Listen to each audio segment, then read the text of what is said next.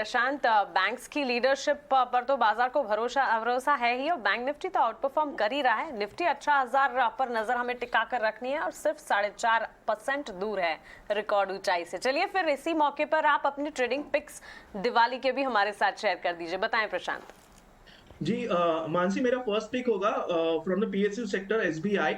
मुझे लग रहा है ये स्टॉक आउट परफॉर्मेंस के लिए तैयार हो रहा है और इसको मैं कंडीशनल बाय करना चाहूंगा 565 के ऊपर, यानी बाइंग अबाउ 565। स्टॉप लॉस मेरा होगा क्लोजिंग बेसिस 552, 552 के नीचे।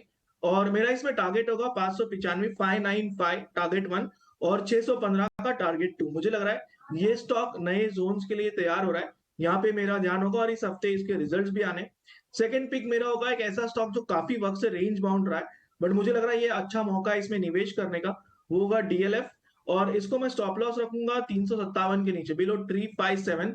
टारगेट मेरा इसमें होगा 395 टारगेट 1 और 415 टारगेट 2। बट इन सभी के सामने एक जो पोजिशनल ट्रेड, जैसे मैं पिछले 3-4 महीनों से एचबीएल पावर कहते आ रहा हूँ, करीबन 60-65 से वो 120 आ गया था, उसी तरह से अब मुझे लग रहा है कि एक स्टॉक जो अच्छे प्राइस एक्शन दिखा रहा है वो है शॉपर स्टॉक। इसमें मैं स्टॉप लॉस रखूंगा पोजिशनली 735 के नीचे, 735 के नीचे। और मेरा इसमें पोजिशनल टारगेट होगा 975 टारगेट 1 और 1040 टारगेट 2। ये मेरा call of the day, call of the week और शायद नेक्स्ट मुहूर्त के लिए मेरी पिक होगी। तो ये 3 मेरे कॉल्स होंगे। मेघना, आपके ट्रेडिंग आइडियाज कैसे नजर आ रहे हैं इस समय? बाय ज्यादा है या आपके पास कुछ शॉर्ट कॉल्स भी हैं?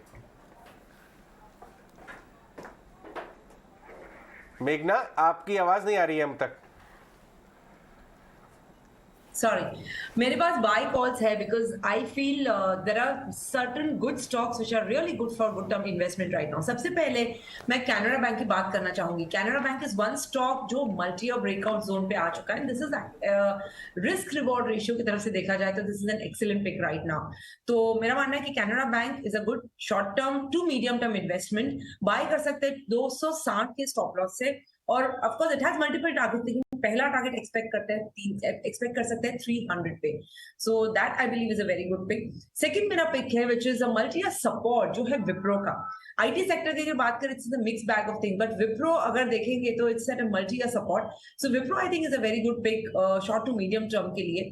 तो इसे बाय कर सकते हैं 370 का स्टॉप लॉस रख सकते हैं। End of course it may not be a very breakout move, it not be a very good momentum move, but slowly gradually target expect कर सकते हैं। फर्स्ट टारगेट एक्सपेक्ट कर सकते हैं 450 का। So Wipro is another good buy. Third buy I would like to add BEL, Bharat Electronics. एक अच्छा stock दिखाई दे रहा है, momentum is a good support and price action seems to be supporting the up move, मतलब demand candle pattern seems to be generating more volume. तो BEL अच्छा stock हो सकता है विद स्टॉप लॉस ऑफ 100 रुपए का स्टॉप लॉस रख सकते हैं और ऊपर 130 का टारगेट एक्सपेक्ट कर सकते हैं। ओके ठीक है, ये कुछ एक बेहतरीन कॉल्स आपको यहाँ पे मिलती हुई दिख रही हैं, और ये सारी की सारी कॉल्स आज के लिए मुहूर्त की कॉल्स भी हैं। इन सब के टारगेट भी ऑलमोस्ट वैसे ही आपके सामने लिखे हुए आ रहे होंगे जैसे आप यहाँ पे समझना चाह रहे हैं। खैर, इस बीच बहुत सारी कंपनीज के नंबर्स भी आए, वो सारे के सारे नंबर्स हम आपके सामने रखेंगे अभी। लेकिन एक काम और करते हैं, इस समय पहले पूरी रूपरेखा बनाएं आगे चल के कैसे कैसे ट्रेड हो। पहले एक बार ये जान लीजिए संवत से संवत तक का रिटर्न कैसे कैसे दिया मार्केट ने, निफ्टी ने कितना दिया, सेक्टर्स ने कितना दिया। एक बार पहले मेरे सहयोगी शरद जुड़ रहे हैं, उनसे एक आइडिया लेते हैं और उसके बाद फिर हम बातचीत करने वाले हैं और फिर हम समझेंगे कि आगे कैसे करना चाहिए। लेकिन इस बीच अगर आप देखेंगे ना अजय, तो इस बार के जो नंबर्स हैं वो अब इंटरेस्टिंग रहे हैं। खासकर रिलायंस के नंबर्स भी बहुत खराब नहीं, बहुत अच्छे नहीं। फ्राइडे को आप भी कवर कर रहे थे, मैंने भी से देखा। तो एक काम करते हैं, कुछ जो फ्राइडे के बाद रिजल्ट्स आए ना, उन पे कैसा ट्रेड बन रहा है ये डिस्कस करते हैं। इससे पहले कि शायद शरद तैयार हो रहा है। रिलायंस इंडस्ट्रीज कमजोर बंद हुआ।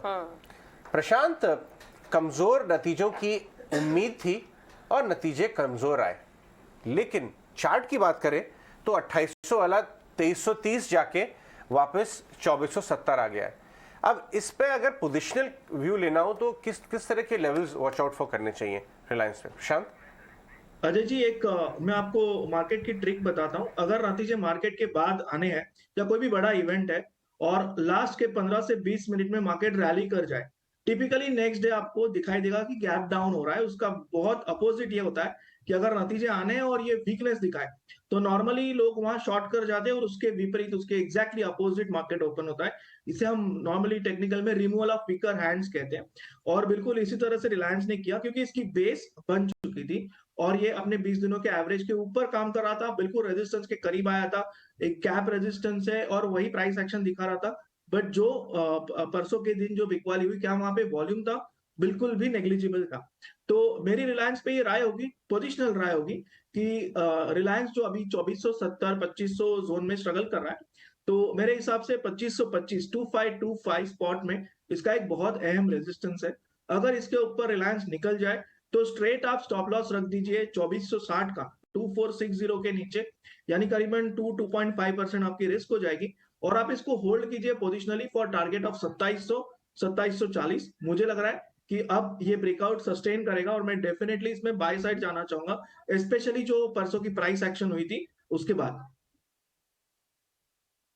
एब्सोल्युटली। अब तो 2740 इन लेवल्स का इंतजार आपको करना है। 2460 के स्टॉप लॉसेस के साथ 2525 के लेवल्स को अहम लेवल के तौर पर इस वक्त रिलायंस पर मानकर चलना चाहिए। लेकिन इसके अलावा भी कई सारे बैंकिंग के भी नतीजे आते हुए देखे और भी ढेर सारी कंपनियों के, जो कि हम डिस्कस करेंगे। लेकिन अभी जो डिम्पी आपको बता रहे थे, पिछले संवत से इस संवत तक बाजार की स्थिति कैसी रही, तस्वीर कैसी दिखी, आइए शरद से जानते हैं पहले।